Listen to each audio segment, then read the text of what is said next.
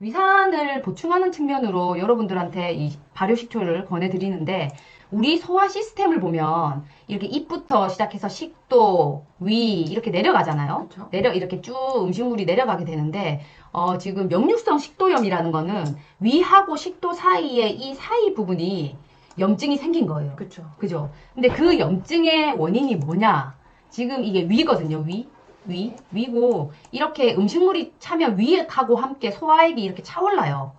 첫 번째는 사실 원인이 제일 중요한 거, 제일 여러분들한테 많은 거는 위산 부족 때문이에요, 사실은. 놀랍게도. 왜냐하면 이 LES라고 불리는 이 식도하고 위 사이에 이 닫히는 공간이 이렇게 딱 문이 닫히려면은 위가 충분한 산도가 인지가 됐을 때 닫힌단 말이에요. 그러니까 우리 몸에서 음식물이 들어와서 이게 위산이 많이 분비됐으니까 산도가 이제 낮아진 거를 인지하고 이거를 역류 못하게 이걸 딱 뚜껑을 닫는단 말이에요. 이제 소화할 시간이다. 그치. 하고서 닫고서 이제 막 소화를 시작하는 것도 움직이면서 소화를 시작하는 건데, 이 LES가 열릴 때가 있어요.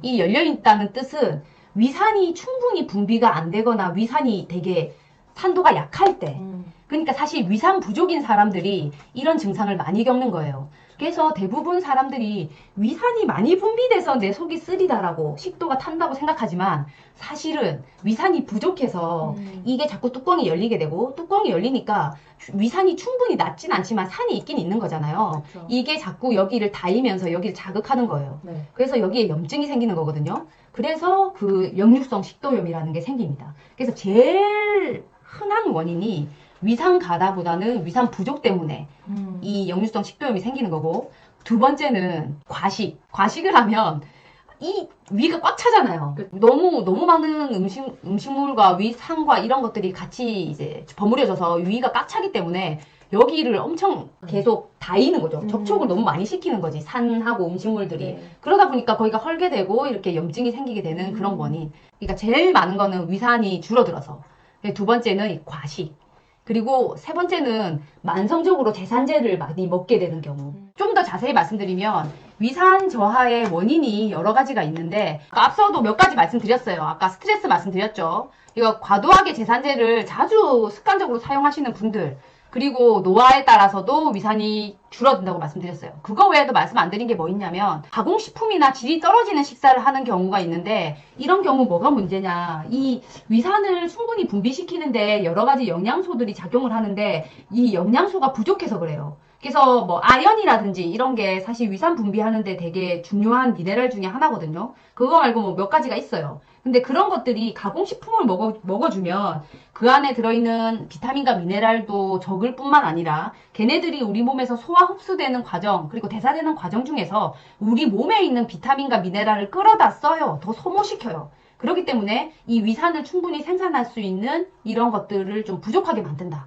그래서 가공식품이 그런 쪽으로 작용을 할 수 있고, 질이 떨어지는 식사 역시 그런 쪽으로 작용할 수 있습니다. 그래서 여러분들이 위산이 왜 적은지를 이 중에서 찾아보셔야 돼요. 그래서 사실 이거를 개선하는 게 여러분들의 위산 저하증을 좀 해결하는 그게 될 수 있다. 솔루션이 될 수 있다. 그럼요. 그리고 과도한 항생제나 진통제 사용도 그렇고, 식품 민감성도 그래요. 자기가 민감한 식품이 있으면 그런 것들을 자주 먹으면 이 또한 위산 저하증의 원인이 될 수 있다고 합니다. 그러면 내가 위산 저하증인지 어떻게 알 수 있냐?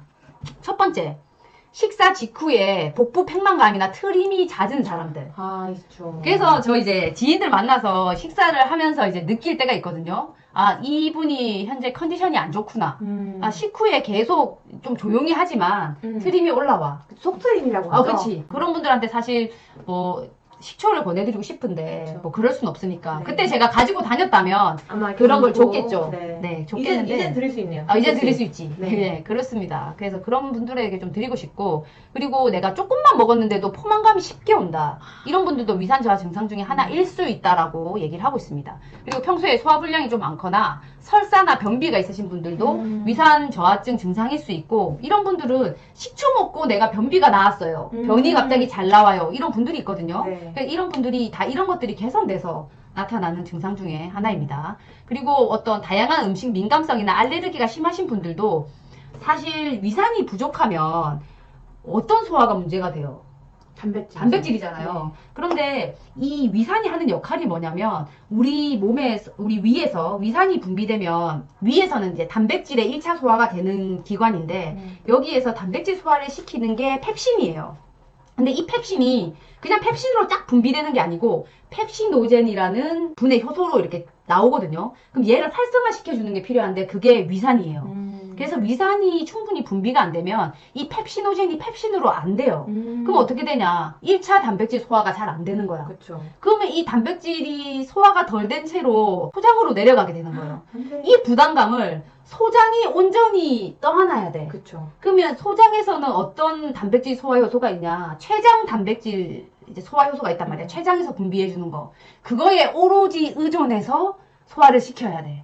그러면 어떻게 되냐? 결국 단백질 소화가 완전하게 잘 안 되겠죠. 그쵸. 그럼 어떻게 되냐? 단백질 찌꺼기들이 장 곳곳에 남아 있는 거예요. 그럼 얘네들은 어떻게 하냐? 장에서 이 면역 반응을 일으킬 수 있어요. 그래서 염증을 증가시키고 알레르기를 증가시킬 수 있는 알러젠이라고 하는 항원 물질이 될 수 있거든요. 네. 그래서 그런 가능성이 높기 때문에 그래서 이런 알레르기나 식품 민감성 있는 사람들한테 브로멜라인 공복에 먹어서 맞아요. 그런 남아있는 단백질 찌꺼기들을 좀 없애주면은 내 알레르기나 염증이 감소한다. 그래서 브로멜라인이랑 케르세틴이 조합으로 해가지고 공복에 먹고 이런 비염이 심한 사람, 알레르기나 민감성 심한 사람들한테 추천드리기도 하거든요. 네, 이게 다 그런 원인이 있다. 그래서 위산 저하가 사실 뭐 좀 내가 트림 잘 나오고 속이 불편한 것만 해결하는 게 아니라 사실 이게 많은 문제를 연달아서 일으키거든요. 맞아요. 단백질 소화가 안 되면 내려가서 염증과 알레르기에도 영향을 미칠 수 있고 설사나 변비에도 영향을 미칠 수도 있고 그런 것들이 또 영양 결핍까지도 올 수 있거든요. 그래서 아까 말씀드렸다시피 비타민 미네랄 흡수에 위산이 중요하다고 했죠. 네. 거기에다가 단백질 소화에도 중요하다고 했어요. 네. 그러니까 이런 것들이 결핍되면 어떻게 되냐. 머리카락에 탈모가 오거나 윤기가 없는 푸석푸석한 머리카락도 이 위산 저하 증상 중에 하나일 수 있고 손톱이 약하고 벗겨지고 이런 손톱이 약해지는 것도 단백질 결핍이나 비타민 미네랄로 인해서 되는 걸 수도 있거든요. 네. 그렇기 때문에 그런 것들도 다 위산 저하 증상으로 볼 수 있습니다.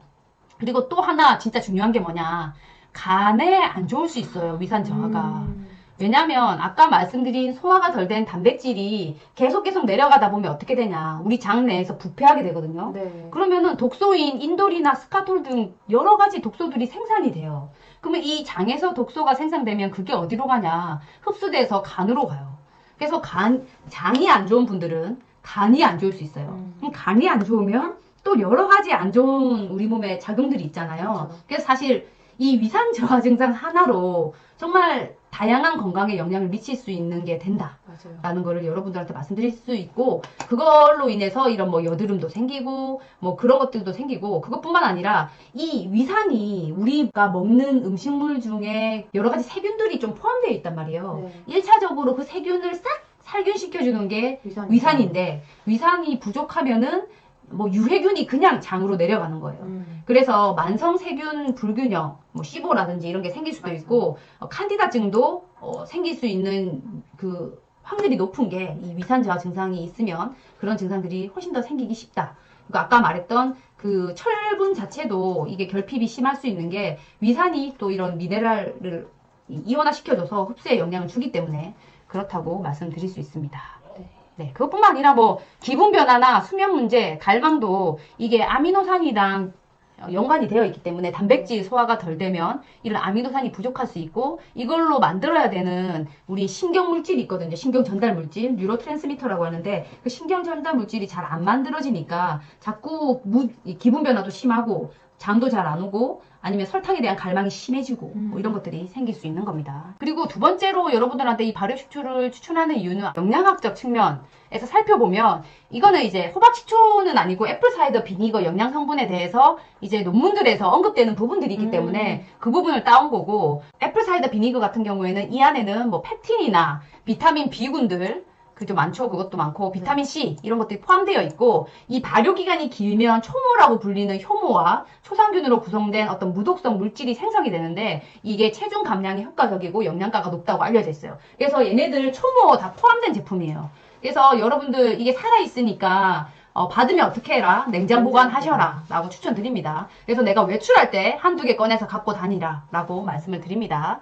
그리고 이 에사비에는 이 비타민 미네랄 말고도 플라보노이드, 폴리페놀, 그리고 이런 유기산이 들은 게 또 중요하죠. 이게 발효하면서 이렇게 생성되는 거기 때문에 내가 위산 보충으로 이걸 먹지만 베타인 HCl과 차이 나는 부분이 바로 이 유기산이나 이런 영양 성분들이 많이 들어있는 측면이 이점이 있는 거예요. 그래서 추가적인 이점이 있다. 이런 발효식초를 먹는 거는. 네. 그래서 저도 이거를 좀 옆에서 좀 잘 놔두고 그리고 외출할 때 많이 가지고 다니고 싶다라는 생각이 엄청 들었거든요. 네. 이 발효식초가 혈당 케어 측면에서 어떻게 도움이 되는지 봤을 때 논문에서 보면은 에사비를 식전에 섭취하고 식후 혈당을 봤을 때 식초를 안 먹은 그룹이 똑같은 식사를 했을 때 이렇게 피크가 올라가는 측면에 반해서 식초를 먹으면 이 혈당 피크가 이렇게 감소한다. 라는 게 확인이 됐고, 그러니까 최고 혈당 피크 치는 걸 조금 낮춰준다. 그럼 이게 어떤 효과가 있느냐? 인슐린 분비도 그만큼 낮춰주는 효과가 있습니다. 그래서 이게 인슐린 분비가 이렇게 줄어들m에 따라서 내 인슐린 저항성이 좀 개선되고 그런 측면이 있거든요. 네. 그래서 혈당 케어 측면에서 좋다.